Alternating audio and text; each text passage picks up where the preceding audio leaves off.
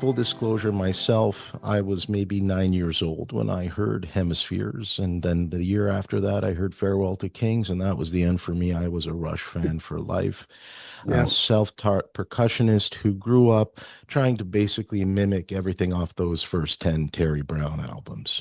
So Yeah. naturally, when I heard that you had him in attendance and you were doing this at Massey Hall, I said, I've got to chat with Steve and Paul, and I'm going to do your introduction separately in a documentary style when I release this interview.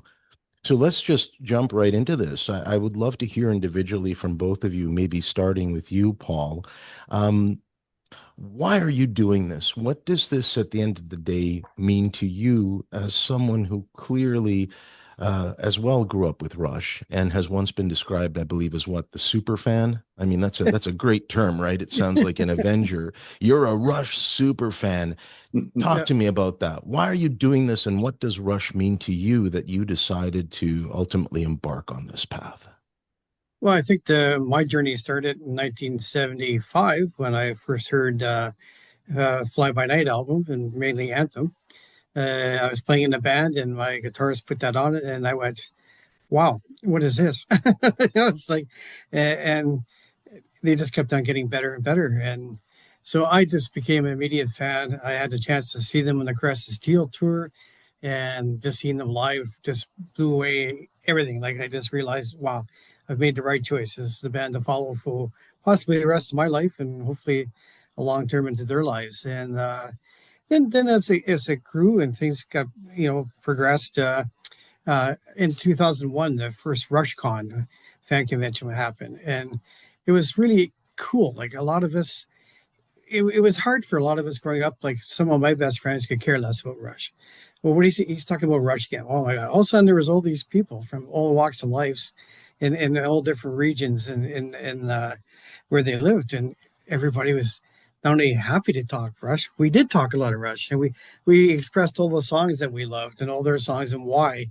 And I think it's important to keep that going. I think Steve's been running a RUSHfest Scotland for a long time, and we just decided that wow, RUSHfest Canada, well, it's right to bring it back here, right, and put it in Massey Hall, which is iconic as a Canadian venue, iconic with Rush, all the world's a stage, and hopefully, we have a lot of Rush fans come out and just enjoy the evening, and we're presenting a lot of cool people, a lot of Rush people, and it's a chance for some people to meet them. Some people have probably never met Terry or Hugh or the Peart family or his Alex's sister, and it's just a great cause. We're raising money for brain cancer research fund at Sunnybrook, and let's enjoy Rush, everything about Rush, and raise funds for charity. And Steve, as someone who's familiar with what philanthropy represents when it comes to charity, when it comes to understanding the value of altruism, tell me what inspired you as a journalist to get involved with this crusade, if you will, that I think many Rush fans will look at and say might be the most noble thing they've ever seen. Tell me about what inspired you, why Rush inspires you. So I've been a Rush fan. Listen to your story. You said you first heard them at the age of 9. I think I was about 15 in Scotland. It started with a friend's big brother loaned me a few albums, which included 2112 and A Farewell to Kings, and that was a baptism of fire for me. That was just blew my mind. And about a year or two later, Rush played in Edinburgh, Scotland, on the Signals tour. I was 15-year-old, and it just blew my mind. And I've that influenced me to become what I am today, and have been for the last 30 odd years, a professional guitarist, gigging up and down the country. And for the last 2 or 3 years, my main band has been a Rush tribute band, Moving Pictures, and we will be playing in Massey Hall on the 1st of August as part of that evening's celebration. What inspired me to start RUSHfest Scotland in 2014, I think was the first one. There's another Rush fan convention in the UK, and they were actually looking to book Moving Pictures for that year. But the organizer told me that the convention will always just take place in England from then. It was never going to come back to Scotland. So that set a light bulb off in my head. And I thought, let's just do one in Scotland. And believe it or not, there are enough Rush fans, not just in the UK, but in Scotland, to justify an annual fan convention. And it's grown from strength to strength. That Paul's been across for almost every one of the last 11 or 12 RUSHfest Scotlands. He's now an honorary Scotsman. And we, we've been best buddies for about 13 years. We were brought together through a mutual love of Rush. And every penny profit from those events has gone to charity. And to date, we've donated, it's over $250,000 Canadian to mainly cancer charities, and mainly in the UK. At one time, we did donate to the Glioblastoma Foundation in North Carolina. And as Paul mentioned, RUSHfest Canada profit is going to Sunnybrook in Toronto. So after 12 years of doing it in Scotland, Paul and I just thought, let's do a RUSHfest Canada. So same sort of idea. We've got this experience of doing it over the years, but let's take it to the motherland. So let's take it to the iconic, majestic Massey Hall, where of course Rush recorded their first live album. And they must have played there a few times. That's one thing I've got to look up, find out exactly how many times Rush played in Massey Hall. And Paul has a few connections, still has connections with the Rush family and Rush main crew and producers such as Terry Brown, Hugh Syme, Nancy, Judy and Betty Peart, Sally Zivojinovic. They've all come across to Scotland once, sometimes twice. Terry's been over a couple of times. So they're now all getting involved on their home turf. So they're all going to be part of RUSHfest Canada as well. And again, it's all just part of the philanthropy, because we know Rush themselves are always involved in giving back. So this is the Rush fans' chance to be part of that as well. I think that what ultimately makes it, I think, for me so special is because losing Neil was very traumatic for true fans of this band. It was like losing a family member. At least that's how I felt when it happened. We had just started witnessing traces of COVID infiltrating. There was a great deal of uncertainty in society and in politics and in spirituality. And suddenly the professor is gone. Yeah. And for me, I don't think I've really gotten over it, gentlemen.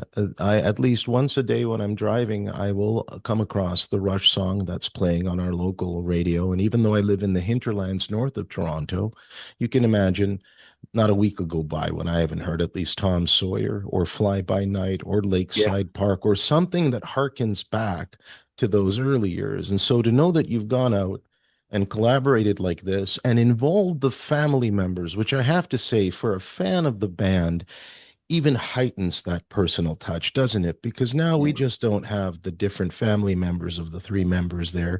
We have, I believe, you got the man who behind the artwork. You got the man behind the production. For the record, Terry Brown, I've always admired. I felt that the worst thing that could have happened was that they ended up parting company with him. But as we all know, being musicians, that's inevitable. You don't end up with the same producer for a 20, 30-year stretch of time. Most bands usually get the original one who lifts them off, and then they take off on their own wings. So maybe tell me your thoughts about what it meant to you to make sure that this was as personal and intimate a gathering, because that's what it sounds like. There are going to be a lot of tears as there will be smiles, won't there? Yeah, I mean, to me, it's always been important for that, and I think as Steve can attest, it's when we get them over, it's unbelievable. The fans over in Scotland, every time we've brought Terry or Hugh and then Nancy and Judy and Sally, they're just so thrilled that they're there and have a chance to just express to them how much their brothers meant to them, like how much Neil meant, how much Alex means, how much Geddy means. It's fascinating. They all go away just totally thrilled of how many people just want to say hi and just say how much they love their brothers. And to me, that's cool. That's we give that opportunity for these people who otherwise never would have it. to be able to do that. Why, You know, It's why bother cathartic, making isn't these it? You're people? offering them They a just form of bring so much catharsis. joy. yeah, And everyone is so. I mean, some people might good think, friend of ours oh, from Northern Ireland, who comes across every year. He said to me, I remember one year, he said, you should bottle the air in here this weekend. It's pure joy. And that's all, it's like all these people come together from all over the world. They now travel from Brazil, from North America, Scandinavia to come to Scotland for RUSHfest Scotland. And they'll meet, some of the family or members or key members in Rush's history. And it's just a joyous occasion. And we're all celebrating the music and the lyrics that we love. And a lot of the Rush fan world can be, a bit nerdy, a bit kind of loners, whatever. But this is a chance for these guys and girls and all ages, all backgrounds are all coming together, and we're just happy to try our best to carry on keeping the music alive. And it's just a joyous occasion all round, Yep.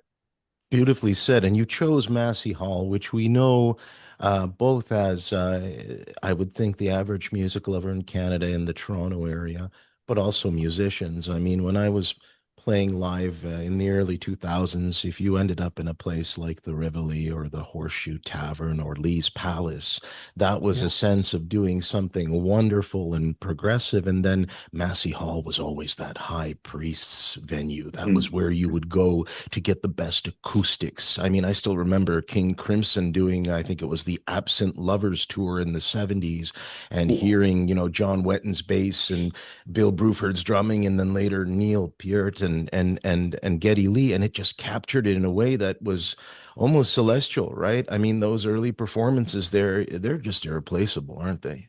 Yeah. Yeah.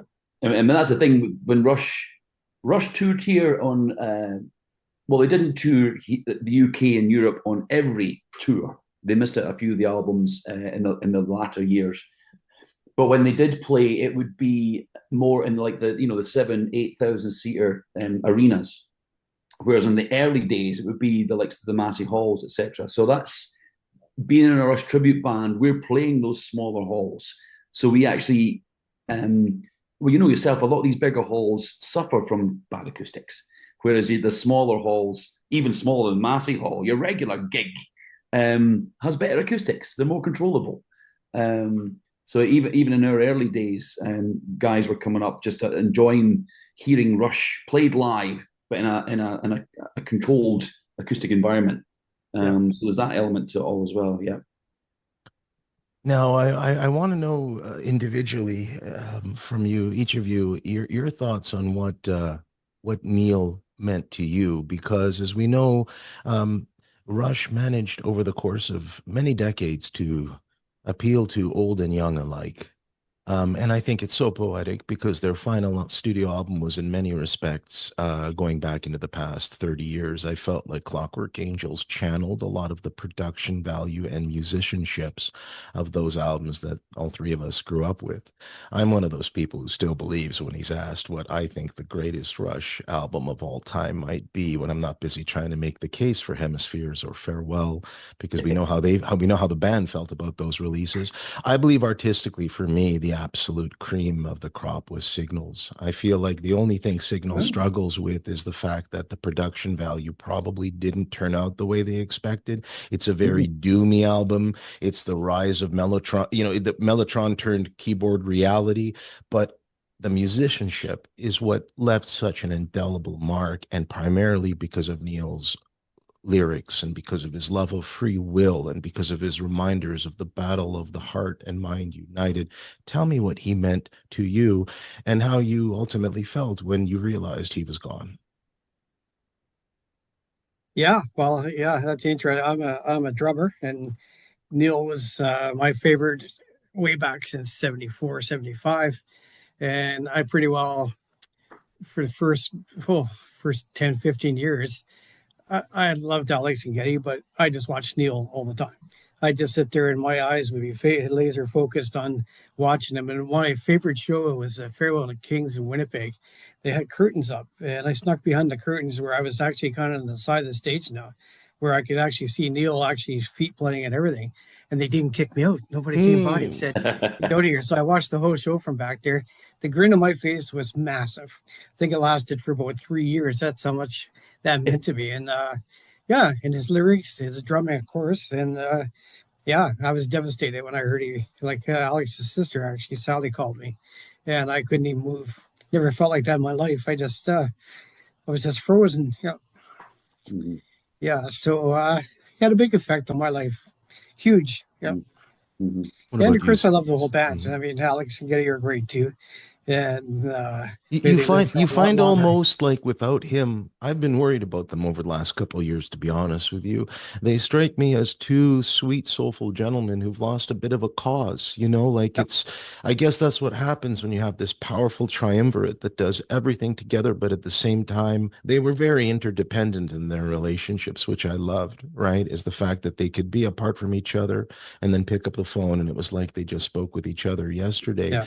Um, what about you, Steve? How did you feel knowing that by having that link out of that triangle equation now that these two are still trying to find, I think, peace of mind? They miss their brother, they miss their friend. Oh yeah, you can tell that. More well, kind of going back ever so slightly. Yeah, I remember just seeing the news. I believe it was a Friday. I believe the news was released on the 9th of January. He passed on the 7th. I might be around about that time. Yeah, 7th Uh, and 10th. Yeah, yeah, yeah, I remember the news came. I was sitting on the couch watching the telly, and my phone just pinged, and it pinged and went again, and I read something. I couldn't believe it. I scrolled, double checked, and it just hit me like every Rush fan, like a ton of bricks. It's like Neil is gone because we never knew he was ill, and it floored me. I've never felt that way about someone that I've never really known. yeah, We hear of celebrities dying all the time, type thing. And you have sympathy, you feel for the families, etc. But for a guy that I'd never actually met, and I'm a guitarist, so but still, I had been following them for how many years? That I've been 20 years, 40 years. Sorry, yeah, get it right, get it great. But I've been following them for at least 40 years. Um, and having played in a tribute band for about 8 years by that point, more as a hobby as opposed to full time now in a Rush tribute band. But I'd read most of his books, and I have to admit I'm mainly a music guy, but I know now something that's kept Rush as my favorite band of all time is because the lyrics are so meaningful, and I relate to them, and they speak to me, and they talk of things that I believe. And I don't know if that's like horse, cart, cart, horse. Have they formed what I believe? Have they? But free will, and even the title, the anarchist. I'm more that kind of political leanings. Not the bombing anarchist, but just the freedom and respecting everybody and everything. Um, so yeah, Neil, as well as being a phenomenal, arguably one of the best drummers to ever exist. But on top of that, his lyrics, on top of that, his actual personality, the grief he went through himself, the losses he yeah, went through himself. The yeah, guy was huge in my, we all knew his story. He was more than just a drummer and lyricist. We knew more, and that's why his passing hit me really hard as well. And I was taking a step back from myself and going, this is really weird. Why is this affecting me so like this? I never knew the guy. And I was depping for another Rush tribute band just 2 days later down in England, like a 8-hour drive for me. So after the shock kicked in, I got in touch with their drummer actually, and it's a great band from England called Bravado. Um, their guitarist was ill at the time, going in for an operation. So they'd asked me a month or two beforehand to help them out with this gig. So I was in two minds. I thought, what do we do? What do we do? Does the gig go ahead? The drummer wasn't sure. He emailed their Geddy, and right away he came back saying, yes, we have to do this gig. So I drove down, met up with him. We did the gig. I actually wore the kilt in honor, it's a Scottish traditional dress, but with a t-shirt on top. It's like that was my kind of mark of respect for Neil type thing. And it was one of the best things I could have done because the Rush community came together and we were all grieving in our own way. It was a phenomenal experience and night and a way to grieve. So Neil, I knew then, I found out that weekend how much Neil actually meant to me, which was quite a shock. And just talking about to how Geddy's book, which I'm sure you've read, which I advise every Rush fan, if they haven't already done so, not only read it but listen to the audiobook, which Geddy narrates, and he narrates wonderfully. The last, I don't know where it is, but it's one of the last chapters. He talks about Neil's final days and how they go and visit him, and I won't go into detail, but it just shows you how real these guys were and how close those guys were. So yeah, it is. Yeah, it's a loss they will live with for the rest of their lives. It was absolutely tragic, and to know that he had been diagnosed 3 years before, Yeah. the whole thing is just it's a huge tragedy, and leaving behind his daughter, etc. The guys, I love the guys so much. It's my pleasure and an honor to be able to play this music and then extend it by doing events like RUSHfest Canada. I couldn't agree more. I think that when I first discovered what you were planning, and then I spoke with a few of my very close friends who I grew up in the 80s and 90s with and let them know what was happening, they all said, we're going to get tickets. We want to get involved. This is phenomenal. This is, like I said, maybe for some of them, Paul and Steve, I think it's closure. It's an opportunity to sit down with the family and grieve in a way that produces joyful stories and recollections. And Wow. who better to do that than the two of you who were not only such, we use words like super fan and journalists, but the truth is you were just admirers of the people themselves. This crazy, crazy pixie dust combination of a Jewish fellow from North York whose family came from Eastern Europe and a Croatian fellow whose family, I believe, are Catholic. And then you had Neil Peart and his beautiful, wonderful objectivism, his pragmatic nature, his famous quotes that all are meant to empower people. He was always about that, and no one needed to empower himself more than he did, given all the tragedies, as you mentioned, the 90s Yeah. for him. It's astonishing to me sometimes, isn't it, to think that after everything he went through, lesser men and musicians would have packed it up. They would have Yep. said, you know what, I can't do this anymore. The memories are too powerful, and every part of my being is involved in this. But what did Neil do? He got on a two-wheeler. He got on a motorcycle and went through faraway places, meeting people he'd never met before. What does that mean to you both, knowing that there are human beings out there that amongst all the adversity can find this kind of stone cold resiliency and still make everyone love that they're in the game, so to speak? Yeah, unbelievable. And then for him to come back, like you say, come back into the band and the guys obviously gave him the time when he was ready, if he Yeah. was ever ready, and then to write three more albums and to finish with Clockwork Angels and The Garden. I mean, my goodness, what a swan song. It's just it's nothing but incredibly inspiring. And Paul, he kept evolving. He kept relearning his craft. At one point, somebody asked me, one of Yeah. my close drumming friends, how would you describe him to someone new? I'd say, well, if you take John Bonham and spend time together with Buddy Rich, eventually Neil Peart will walk out. Somebody who has extraordinary talent, thunderous groove, and is willing to learn. Now, we Yeah. never saw Yeah. that with Bonham. We lost him early. And with Buddy Yeah. Rich, we knew he was on a man unto himself. But Neil, to me, he seemed like a powerful human creature that just kept evolving. Am I right? Yeah. Mhm. Yeah. I mean, when you think of how, I mean, arguably, well, it's definitely Rush fans, the best drummer ever lived, right? And yet, hey, I'm not happy. I'm going to go through and I'm going to learn some more techniques. Maybe I can improve myself. The rest of us be going, how do you improve yourself? Right? I mean, but he saw Freddie Gruber and he ended up learning a whole different way. I saw a video of him after he met Freddie with a little practice pad. He says, I used to hammer through the drum. He goes, Freddie taught me to work with the drum, let me hit it and let the bounce be natural on the sticks. I went, okay, that's pretty cool. And then the way he showed up playing, I went, okay, this kind of makes sense, right? And but for somebody that played his way for how many years, considered the best, to sit there and all of a sudden go, wow, I'm going to relearn how the drums should be played. And yeah, it's awesome when you think of it. Yeah. And he was a funny guy too.